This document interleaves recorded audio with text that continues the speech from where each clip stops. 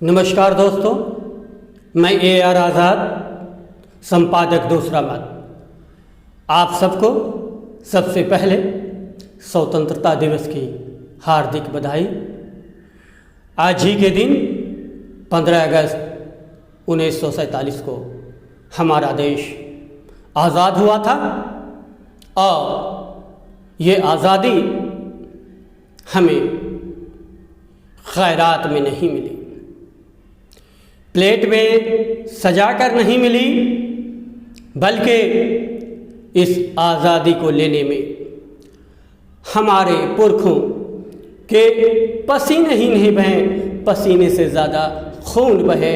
हमारे पुरखों को फांसी की सज़ा तक दी गई, फंदों पर, फांसी के फंदों पर लटका दिया, पैरों पर लटका दिया गया और लोग इस तरह से एक एक करके शहीद होते रहे, शहादत का दर्जा प्राप्त करते रहे, बलिदान होते रहे, बलिदानी बनते रहे, अपने परिवार की, अपने दोस्तों की, अपने समाज की आहुति देते रहे। लेकिन वो जिद नहीं छोड़ी जिससे आज हमें और आपको आज़ादी मिली है। हमारे पुरखों का एक बड़ा एहसान है, हमारे पूर्वजों का एक बड़ा एहसान है। हम सब उनके ऋणी हैं और जब हम सब उनके ऋणी हैं तो उस ऋण को, उस कर्ज को चुकाना हमारा भी कर्तव्य है, हमारा भी एक फ़र्ज़ है कि हम अपने महापुरुषों के ऋण को चुकाएं, अपने पूर्वजों के ऋण को चुकाएं। और हमारे पूर्वजों ने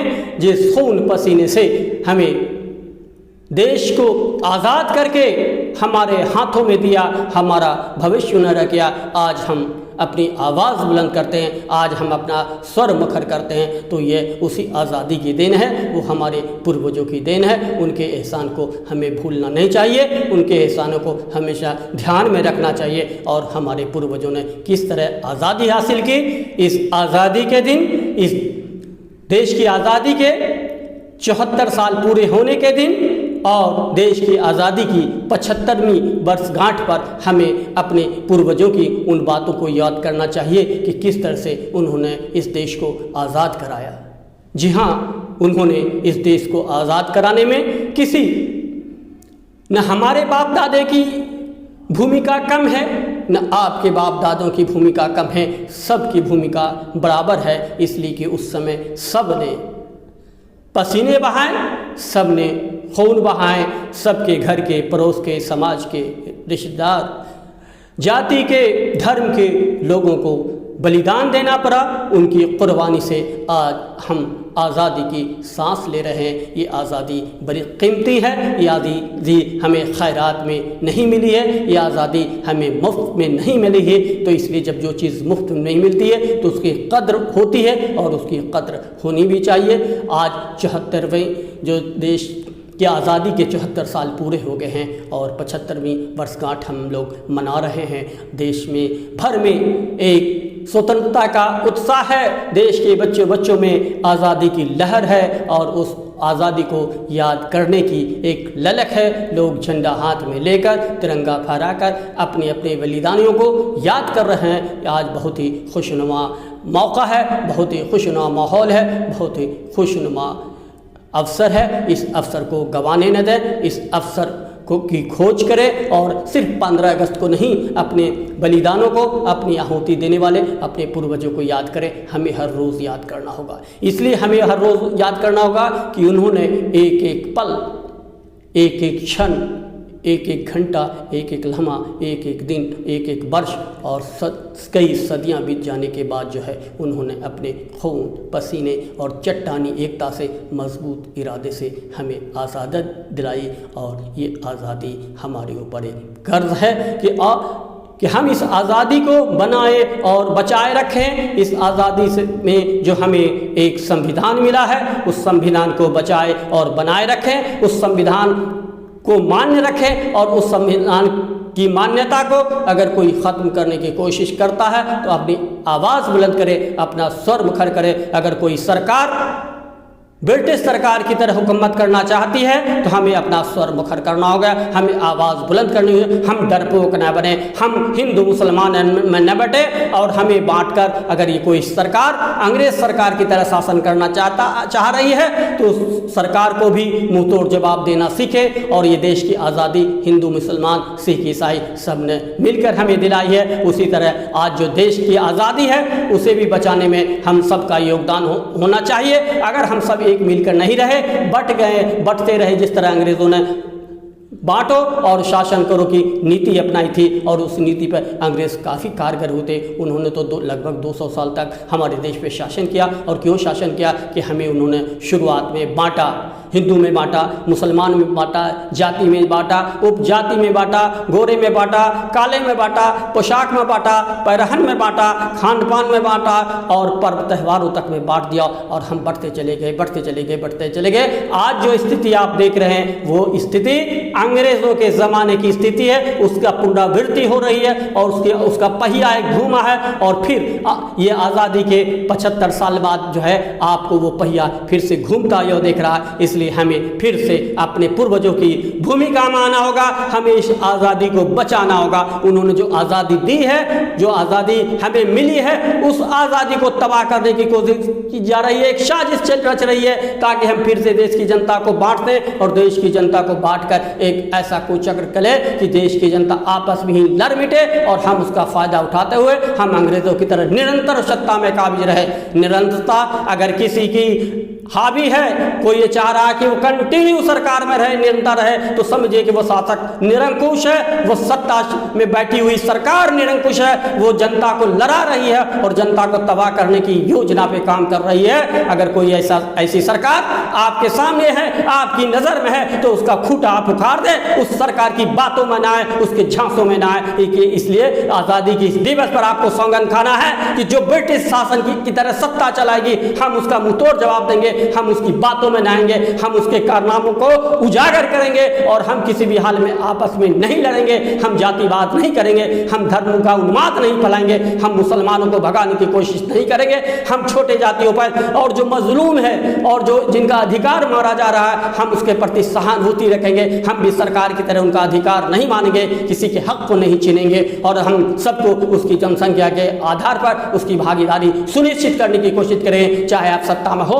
या सत्ता में नहीं हो, आप सत्ता के बाहर रहकर भी सबके अधिकार की सुरक्षा कर सकते हैं, सबकी आज़ादी की सुरक्षा करते हैं, सबकी भागीदारी सुनिश्चित कर सकते हैं और जनसंख्या के आधार पर भागीदारी सुनिश्चित आप कर सकते हैं। इसलिए कि एक बेहतर समाज, एक बेहतर नागरिक आप भी बना सकते हैं, हम भी बना सकते हैं। इसलिए हमारा और आपका एक कर्तव्य होना चाहिए कि इस देश को बुलंदी पर ले जाना है, इस देश को बहकावे में नहीं आना है। जो ब्रिटिश सरकार के पैरोकार रहे हैं और आज ब्रिटिश सरकार की तरह शासन करना चाहते हैं, उसका हमें मुंह तो जवाब देना होगा। अगर हम भी उनके साथ हो गए तो ये देश का क्या होगा, ये देश कैसे आगे बढ़ेगा, ये देश कब तक विकासशील बना रहेगा। इस देश को विकसित भी बनना है। ये देश सोने का चिड़िया था, इस देश को फिर से सोने का चिड़िया बनाना है। तो क्या सोने का चिड़िया दंगा करके बनाएंगे, क्या इस देश को विकसित दंगा करके बनाएंगे? आप जानते हैं कि जब दंगा होता है तो कारोबार बर्बाद हो जाता है, समाज बर्बाद हो जाता है और बरसों वर्ष लगता है एक दूसरे पर विश्वास का भाव जगाने में। तो हम वैसी गलती क्यों करें जो 100 वर्ष तक वो घाव जो है वो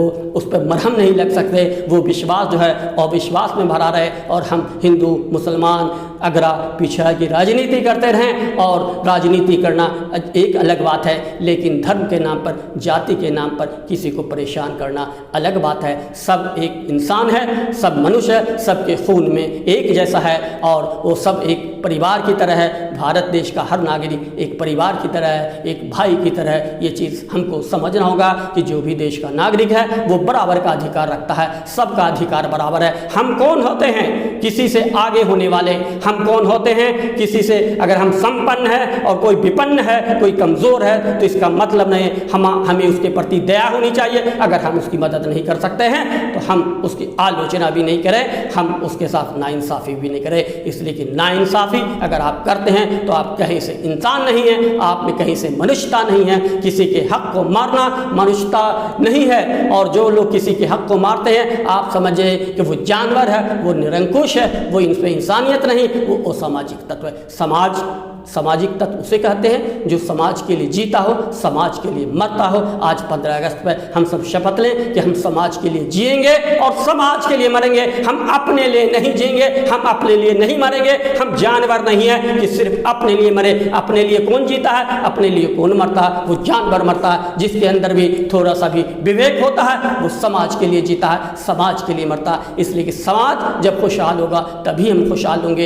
एक हमारे खुशहाल हो जाने से और हमारे चारों तरफ दरिद्री है, हमारे चारों तरफ कमियां ही कमियां हैं, तो वो फिर वो समाज खुशहाल समाज नहीं कहलाएगा। इसलिए खुशहाल समाज आपको देखना है, हर तरफ बहुरंगी दुनिया देखना है, हर तरफ बाहर देखना है, तो सबको समानता का के तौर पर अधिकार मिलना चाहिए, सबको समानता मिलनी चाहिए। और जब जो दबे कुचले हैं, जो अभी तक वंचित हैं, जो वंचित समाज है, जो वास्तव में वंचित समाज है, तो पूरे देश का, पूरे समाज का फर्ज है कि आप उनको उस म्यार तक ले आएं जिस म्यार पर आकर वो भी संतुष्ट हो जाएं और वो कम से कम दूसरे की तरफ मुंह न देखे, मुंह न निहारे। उन्हें भी उनकी जो समस्या है, उनका जो शिक्षा है, उनके जो खान पान है, उनके जो बेटी की शादी है और जिस तरह के वो सामाजिक रिश्ते हैं उसमें भी उस म्यार पे, उस बुलंदी पे वो पहुंच जाएं। और जब तक नहीं पहुंचते तो हमें उनके प्रति सहानुभूति रखनी चाहिए और एक मौका अपनी तरफ से देना चाहिए कि उन्हें आगे बढ़ने में मदद मिले। अगर आप किसी का हक छीन लेते हैं, उनकी मदद नहीं करते हैं, तो जाहिर सी बात है कि आप जो है एक समाज सेवी नहीं है। कहा भी गया है मनुष्य को कि मनुष्य एक सामाजिक प्राणी है।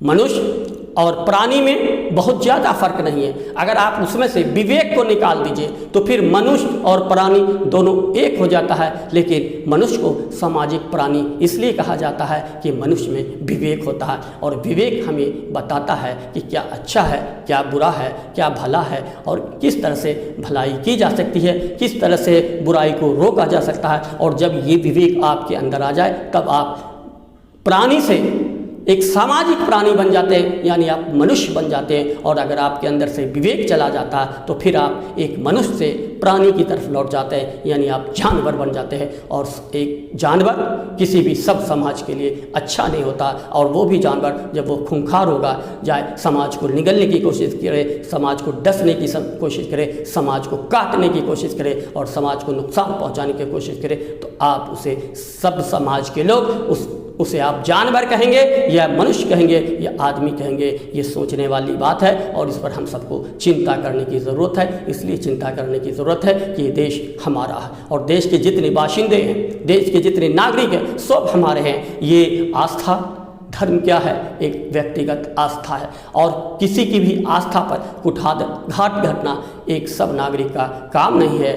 आस्था अपनी अपनी आस्था पे कायम रहे और अपनी आस्था पे कायम रहना भी चाहिए। आप अगर श्री राम को मानते हैं तो आप पूजा करें, अर्चना करें। आप शिव को मानते हैं, उनकी आराधना करें। आप जिनको मानते हैं आप उसी तरह से पूजा करें, अर्चना करें। न आप किसी के लिए बाधक बने, न कोई आपके लिए बाधक बने। हर धर्म का सम्मान करना चाहिए। और इस 15 अगस्त में आज़ादी के दिन हम सबको शपथ लेना चाहिए कि हमारे पुरखों ने, हमारे पूर्वजों ने, हमारे महापुरुषों ने जिस तरह से हर धर्म का सम्मान करने की सीख दी है, उस सीख को हम प्रेरक रूप में लेंगे, उस सीख से प्रेरणा लेंगे और हम भी हर मज़हब का सम्मान करेंगे, हर धर्म का सम्मान करेंगे। कोई भी धर्म खराब नहीं होता, खराब व्यक्ति होता।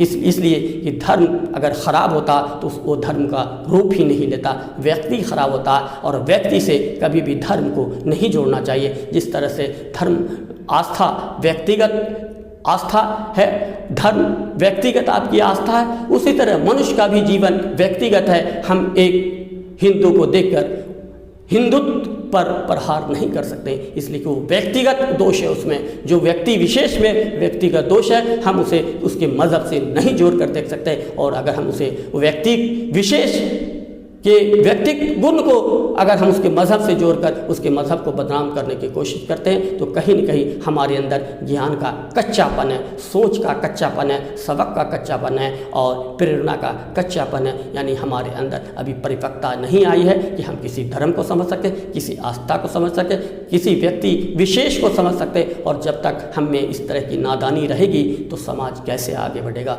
हमें और आपको इस देश को सोने का चिड़िया बनाना है। भारत एक सोने का चिड़िया था और भारत की एकता हम बहुत बड़ी चट्टानी एकता बहुत बड़ी मजबूती है और हम एकता के ही बल पर दुनिया को फतह कर सकते हैं। हमने हमारे पूर्वजों ने ये बता दिया है, जता दिया है कि हमने अपनी एकता, चट्टानी एकता के आधार पर ही ब्रिटिश को 200 साल के शासन करने के बाद खदेड़ फेंका और ब्रिटिश को जाना ही पड़ा, भारत छोड़ना ही पड़ा। हम लोगों ने एक सूत्र में बंधकर करो या मरो का नारा दिया और उसी नारा के मद्देनज़र ब्रिटिश घबरा गए और उनका खूंटा हमने उखाड़ फेंका। तो हमें भी अगर किसी का खूंटा उखाड़ फेंकना है, अगर हम चाहते हैं कि हमारा देश कभी गुलाम न हो, तो हमें अपनी चट्टानी एकता का परिचय देना होगा। हिंदू, मुसलमान, सिख, ईसाई मिलकर कदम से कदम मिलाकर चलना सीखना होगा और चलते हुए एक मैसेज दुनिया को देना होगा कि ये लोग एक हैं, इनका खूंटा हम तो नहीं उखाड़ सकते हैं, तो वो कभी भारत की तरफ बुरी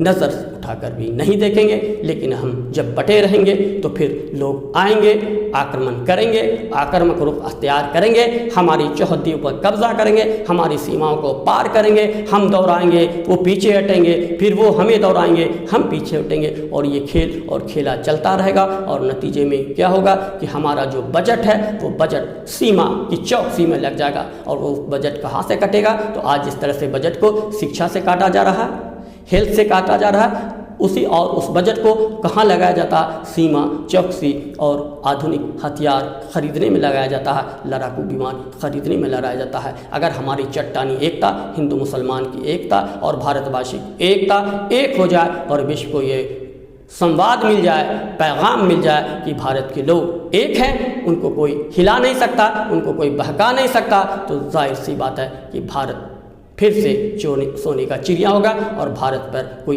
आंख उठाकर नहीं देखेगा।